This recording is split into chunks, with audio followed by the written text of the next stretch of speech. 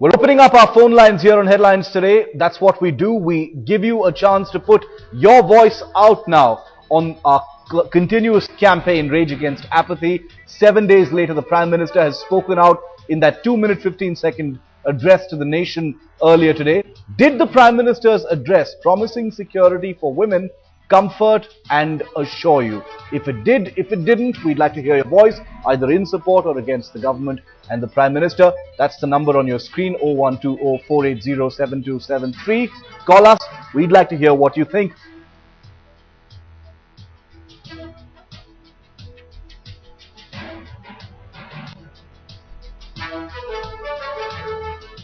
Well, the tide of public anger refuses to ebb, and it's being fueled by an unresponsive government that appears to not really know what it's doing, that either seems to be totally out of sync with what India wants or is outright indifferent. The government's response has been not only been painfully slow, it has been restricted to a predictable farce enacted each time India erupts in anger.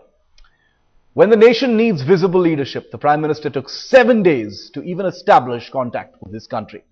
His Home Minister spoke, but only by dealing in bizarre logic, from equating protesters with Maoists to citing India's image before a visiting president to justify muzzling every protester's voice. And in the midst of a raging storm, Delhi's Lieutenant Governor, the man through whom its police reports to the Home Ministry, has been blissfully vacationing in the United States, unconcerned and unmoved. It took Lieutenant Governor Jantar Mantar, the man you see on your screen, 7 days to decide putting his duty before his holiday. The Home Minister has confirmed to Headlines today that his office apprised Lieutenant Governor Khanna before he decided to cut short his Christmas break. He's totally entitled to his vacation. We're not taking sides, we're not passing judgment, but considering what happened in Delhi, should he not have come back immediately? It was Sheila Dikshit, the Chief Minister, who first questioned the Lieutenant Governor's commitment, saying he was uncontactable. US से अपने बेटी को मिलने गया था और ये जो घटना घटी मेरे जाने के बाद घटी। जो मैं वहां से वापस आया हूं 22 की शाम को चल के और कल रात को पहुंचा, इसमें किसी तरह का मुझे निर्देश किसी भी क्वार्टर से नहीं मिला। ये स्वतः तौर पे ये देख करके कि यहां पे हालत कुछ बिगड़ रहे थे और लोगों में आक्रोश भी था और बिल्कुल जायज भी था, मैंने खुद मुनासिब समझा कि ऐसी इस परिस्थिति में मेरा यहाँ पे आवश्यक है यहाँ पे वापस आना और सारी स्थिति का जायजा लेना और उसको संभालने का यथासंभव प्रयास करना। The Home Minister, who failed to end the public uproar, only amplified the government's empathy gap by invoking the visit of Russian President Putin, saying that if pictures of protest were beamed out of India, they would sully India's image. सहयोग देने का बहुत प्रयास किया है। आज भी मैं कहता हूं कि शांति रखिए और कुछ ऐसा चित्र हमारे देश के बाहर न चले जाए जो कि दुनिया चर्चा करे। And it was topped by the Prime Minister's statement. He spoke after 7 days and he spoke for just 2 minutes and 15 seconds. A bland statement that dealt in cliches but didn't address a single key issue directly or even give out an action plan of any kind. Slogans continue to rage, but the powers that be have failed to sift the message from the slogans and turn this rage into outcomes India requires at this stage. For starters, Home Minister Shinde could have called for a special session on rape laws. Just like on Telangana, the Prime Minister could have called an all-party meet on rape laws. The Lieutenant Governor could have announced clipping VIP security to free constabulary for the police, the people. Prime Minister could have outlined a schedule to implement long-pending police reforms. And we're going to take you live to the heart of where protests continue in the national capital. They've been pretty violent over the last couple of days, especially yesterday, but today they've been largely peaceful. It is no longer at India Gate. That part of Delhi is under a lockdown. The scene is now shifted to Jantar Mantar. Padmaja Joshi is going to take you through that now. Well, prohibitory orders still exist at India Gate, but what I can tell you, a quick update from Jantar Mantar, is the fact that There are two distinct groups over here right now. Luckily, the saner group far outnumbers the other group. There is a bunch which wants to march towards India Gate, violate the prohibitory orders, but there's the other group which says this is not the way to go about it. You've seen what happened yesterday. You don't want to repeat of that. Very quickly, I want to get in a few young voices on what exactly our Prime Minister, our Home Minister, and the Lieutenant Governor of Delhi had to offer this city and this country after a full 7 days. First impressions of what the Prime Minister said, breaking his silence after a full 7 days. I just want that the criminal must be punished as soon as possible. That's it. We don't want statement from government. We want quick action and harsh action against the rapist. There's a young boy here who wasn't too impressed. What did you make of our Prime Minister's response, belated as it was?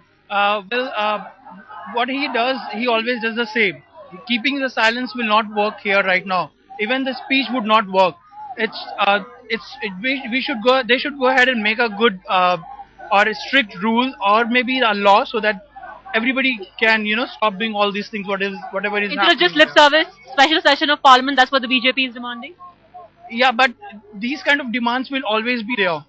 Now it's time to be taken any good action. If they can take any action, then it's good. Otherwise, the protest is always there. But it's also about what one says. The emotional connect that people were looking for from the Prime Minister, the reassurance after a full 7 days that the state is looking out for them. Did you find that? Did you find that present in our Prime Minister's speech? Just that reassurance, that emotional connect with all the angry people who were out on the streets till yesterday? No, ma'am, no. What would you have liked our Prime Minister to say? Prime Minister should take any action, as Tejinder Khanna has said that we are removing ACP second rank. What will be he is doing after removing ACP second rank? We want some action. We want some things to be happened. Hang them. All those things. We don't want any sayings that we will remove those all policemen. What will be effect? All right, it was a crisp, if a little brusque address by the Prime Minister, just under 3 minutes, where he said all the right things. He said they were concerned, the Prime Minister was concerned about the safety of women in the country. He said he was saddened by the violence that took place yesterday. But is it really enough?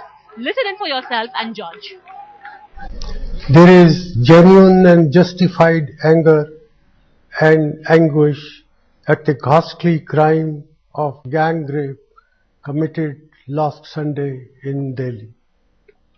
As a father of 3 daughters myself, I feel as strongly about this as each one of you. I feel deeply sad at the turn of events leading to clashes between protesters and police forces. Anger at this crime is justified, but violence will serve no purpose. I appeal to all concerned citizens to maintain peace and calm. Viewer joins us now, HK Iyer from Indore. So what are your views on what the Prime Minister's response was after all these days? Bothered about the Prime Minister. Mr. Shinde is lying because the very first day the police had started brutalizing the boys. I'm sorry, what's the point you're making, sir? The point is, our Home Minister, Mr. Shinde, is a liar. He says only after the hooligans started coming in, they have started lathi charging and the police started force. But I'm watching this from the very first day. The very first day they have started. There was no Baba, there was no Mr. VK Singh or nobody. Alright, so you're saying that the concerted crackdown by the government had begun on the first day itself. Ritu from Kanpur also joins us. Ritu, as a woman, were you looking up to the Prime Minister for some reassuring statements? And if yes, what do you make of what he said today? Well, according to me, in India or in Delhi, there's just 2 women who are safe. That is Sonia Gandhi and the other one, Sheila Dikshit. We need certain laws to bring about a mental as well as social revolution. We need some groundwork to be done. And if they are saying that such a law against any rapist has not been yet followed, then it is time for another new law because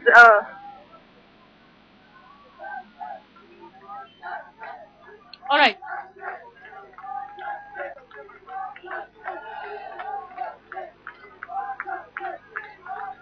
Alright, we seem to have a problem with Ritu over there, but thanks all our viewers who are calling in. Our phone lines are still open. You can keep trying to call us. The numbers are on your screens right now. I want to get a reaction from you as well.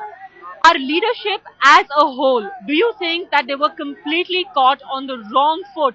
The last 7 days, what they should have done right, they did the exact opposite. See, the government has, has been doing exactly what it should not be doing. First of all, the Prime Minister's response has come a bit too late. We as subjects, we as people of the country, we need assurance from government time and again. See, we know that these legal procedures might take a bit of time, but what we really need at the first instance is a reassurance. The Prime Minister, the government has tell us that they are there for us. They would be looking for a solution, which did not happen. So the anger that people have is justified. It boiled over a period of time. Had it been addressed a lot sooner, things might have been a bit different.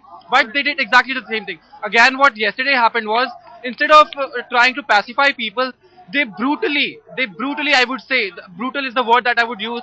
It was a complete anarchy that happened. They charged lathis at people. They shot water guns at the protesters who were unarmed. I mean, how can a government that is supposed to be safeguarding us, let alone the safety of women alone in night, people as whole, they charged lathis at unarmed people. There were people, there were women, there were children, there were young people. So essentially you were looking, the people were looking for an engagement with the government, but the face of the government, the face of the law that they saw, I'll just come back to you in a bit, the face of the law that they saw was the exact opposite what was desired. Let's also quickly get in a few reactions from the opposition. Sushma Swaraj came down heavily on the Prime Minister and the Home Minister for rejecting the BJP's demand for a special session on Parliament to discuss whether rape laws need to be made more stringent. Listen in.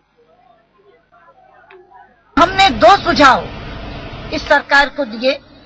पहला मेरी ओर से प्रधानमंत्री को दिया गया कि वो संसद का विशेष सत्र बुलाएं और जो मौजूदा कानून है उसको और ज्यादा कठोर बनाने के लिए संशोधन लेकर आए। दूसरा सुझाव कल मैंने गृह मंत्री जी को दिया कि एक सर्वदलीय बैठक बुलाई जाए जहां बैठकर सारी पॉलिटिकल क्लास इस चीज पर चर्चा करे और इसमें से कोई संतोषजनक उत्तर ढूंढे। लेकिन खेद से कहना पड़ रहा है कि दोनों ही हमारे सुझाव सरकार ने अस्वीकार कर दिए। Well, we are glad that the deafening silence from the Prime Minister has been broken, but unfortunately what he said is not of much significance except his good intentions and sympathy. What we want to hear, what the country wants to hear is, what is the action going to be taken for those accountable for the deteriorating security situation in Delhi because of the utter failure of the Delhi police and its top officials who have not implemented a single guideline which was set out for them? What is that action? Secondly, what is the time frame for bringing all the reformed laws against sexual assault which women's organizations have drafted, given to the government? They've diluted it. Another viewer, Shivani, now joins us from Goa. Shivani, given the kind of response, especially the political response we've got from our government, do you think that our rulers, if I can call them that, our politicians are completely out of touch with the reality on ground, or they simply couldn't care less? Ma'am, I'm not. I cannot comment much on the political aspect. As a common person, I would only like to say is, if our police is incapable of giving the women the security they should be giving, why don't they bring the army into picture? I'm sorry, I don't understand that point at all. But thanks nonetheless, Shivani, for joining us. There is great cynicism. There is still anger. People think that there was complete lawlessness, and the cruel side of the government was on full display yesterday. But I want to bring in a few more voices. One young person here with me. What the Home Minister said and what the Prime Minister said, did it leave a lot to be desired? No, I don't think so. That what they said is not going to happen. Our nation is said to be a democracy nation, but I don't think so. I just want to ask, isn't Manmohan Singh and Sonia Gandhi, the Sardarji, is it living in a democracy nation or what is it? We are living in a rule kingdom, and I just want to say that it's not a democracy that a girl can't live in the streets alone. All right. In fact, because of all this anger and because of the crackdown at India Gate yesterday, the cries have only got louder for the Delhi Police Commissioner to step down. Even Sheila Dikshit has said that it is he who must take up, own up responsibility for the police's high-handedness yesterday across the city. But he's a man who said, "I'm no quitter." He spoke to Headlines Today's Ashish Mehrishi. This is what he said.